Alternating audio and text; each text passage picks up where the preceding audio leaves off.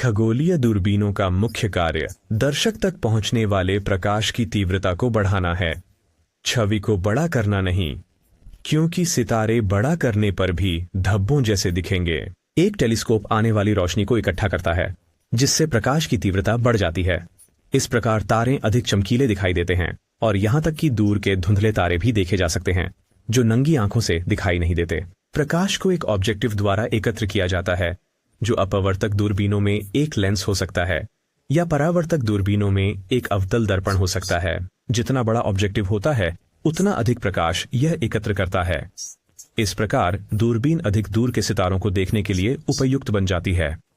उदाहरण के लिए, जब लेंस का व्यास आंख की पुतली के व्यास से 10 गुना होता है, तब हम 10 गुना दूर के सितारों को देख सकते हैं और लगभग 1000 गुना अधिक सितारों को देख सकते हैं। केपलेरियन टेलीस्कोप में 2 उत्तल लेंस होते हैं।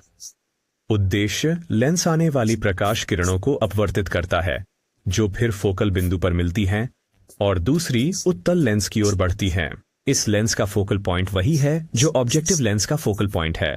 इस प्रकार यह प्रकाश किरणों को इस तरह अपवर्तित करता है कि वे नेत्रपीस पर पहुंचने पर समानांतर होती हैं। आज केपलेरियन दूरबीनें शौकिया खगोल शास्त्रियों द्वारा व्यापक रूप से उपयोग की जाती हैं। यह स्थलीय अवलोकन के लिए उपयुक्त नहीं है, क्योंकि यह उलटी छवि उत्पन्न करती है। गैलीलियो दूरबीनों में एक अवतल लेंस और एक उत्तल लेंस होता है। उत्तल ऑब्जेक्टिव लेंस आने वाली समानांतर प्रकाश किरणों को मोड़ता है, जो फिर फोकल बिंदु की ओर बढ़ती हैं, लेकिन उसे नहीं पहुंच पाती, क्योंकि उनके रास्ते में एक अपसारी लेंस रखा गया है। यह उन्हें अपवर्तित करता है, जिससे वे नेत्रिका की ओर समानांतर यात्रा करते हैं। गैलीलियन दूरबीनों की छवि गुणवत्ता केपलेरियन दूरबीनों की तुलना में अच्छी नहीं होती। इसी कारण वे खगोलीय अनुसंधान के लिए शायद ही कभी उपयोग किए जाते हैं। परावर्तक दूरबीनों का मुख्य लाभ यह है कि इनमें बड़े दर्पण होते हैं, जिन्हें अपवर्तक दूरबीनों के बड़े लेंसों की तुलना में बनाना बहुत सस्ता होता है। इसलिए खगोल वैज्ञानिक अनुसंधान में उपयोग किए जाने वाले सबसे बड़े टेलीस्कोप परावर्तक होते हैं। न्यूटनियन टेलीस्कोप में प्राथमिक दर्पण आने वाली प्रकाश किरणों को इकट्ठा करता है और केंद्रित करता है। प्राथमिक दर्पण द्वारा परावर्तित प्रकाश को एक द्वितीयक समतल दर्पण द्वारा नेत्रिका की ओर निर्देशित किया जाता है। आईपीस में उत्तल लेंस प्रकाश किरणों को अपवर्तित करता है। वे समानांतर हो जाती हैं और आंख तक पहुंचती हैं। एक कैसिग्रेन टेलीस्कोप में अवतल प्राथमिक दर्पण के केंद्र में एक छेद होता है, जो उत्तल द्वितीयक दर्पण द्वारा परावर्तित प्रकाश को आईपीस तक पहुंचने की अनुमति देता है। हबल स्पेस टेलीस्कोप एक कैसिग्रेन रिफ्लेक्टर है।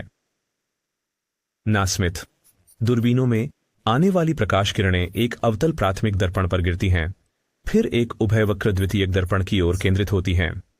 यह उन्हें एक तृतीय फ्लैट दर्पण की ओर परावर्तित करता है, जो फिर प्रकाश को नेत्रलेख या एक उपकरण की ओर परावर्तित करता है।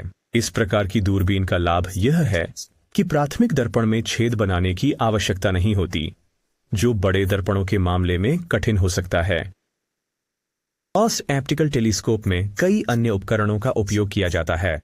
इसके अलावा खगोलीय अवलोकनों के लिए केवल दृश्यमान विद्युत चुंबकीय विकिरण या प्रकाश का ही उपयोग नहीं किया जा सकता। विशेष दूरबीनों के साथ खगोलविद अवरक्त और रेडियो तरंगों और माइक्रोवेव, जो दृश्य प्रकाश से लंबी तरंग दैर्ध्य रखते हैं, के साथ साथ एक्स-रे और गामा किरणों, जो प्रकाश से छोटी तरंग दैर्ध्य हैं, का भी अवलोकन कर सकते हैं।